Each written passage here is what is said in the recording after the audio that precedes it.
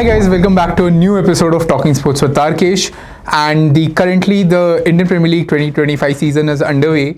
But more than the cricket, something that attracts the attention of everyone, the audience, the masses, sponsors, franchisees, everyone associated with the game of cricket, is how IPL players are paid their salaries, how they are dispersed their money, how much they earn. And in this video, we'll just try and solve some FAQs, some questions that are commonly associated with IPL players and how much money they earn and how they have dispersed their salaries respectively. So starting off, when a player is bought for a certain sum, that is 10 to 15 CR or any sum concerned, that sum is only considered for that 1 year of the 3 years contract that they signed. So if Rishabh Pant has been signed for 27 CR by LSG, they are entitled to pay him 81 CR over a 3-year period.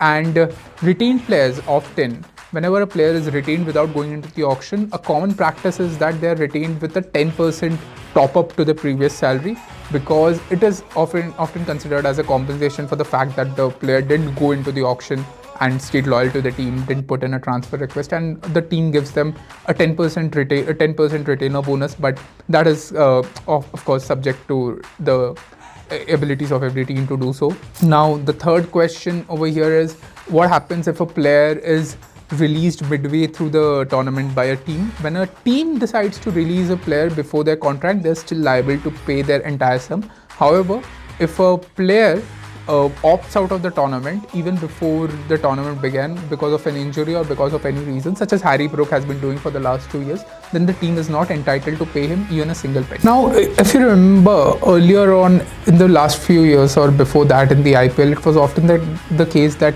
certain players were available only for certain periods of the competition because of their international commitments. While most of the international cricket is shut down because of the IPL, there are often teams like Bangladesh, England who dabble into some of the other series and they call up their players.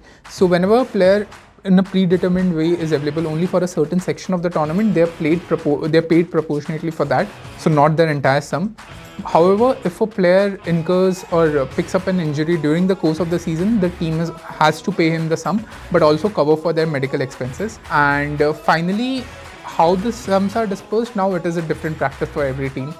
Some of the more wealthier or financially stable franchises are often known to pay 100% of the sum on the first day of the training camp as well, while other teams often approach for a two-way process where they pay 50% of the sum before the season begins and 50% after the season begins. Some even go for a 15, 20, 65 approach where they pay 15% of the sum at the start of the season, 25 midway into the season, and 65% of the sum at the end of the season. A lot of this depends upon the sponsorship that the team gets, and they tend to obtain it and then obviously disperse it to the players accordingly in a natural, free-flowing manner.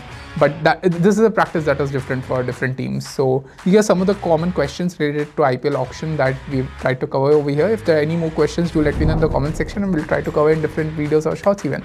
Kindly like and share the video and keep subscribing to Talking Sports with Tarkesh. Thank you.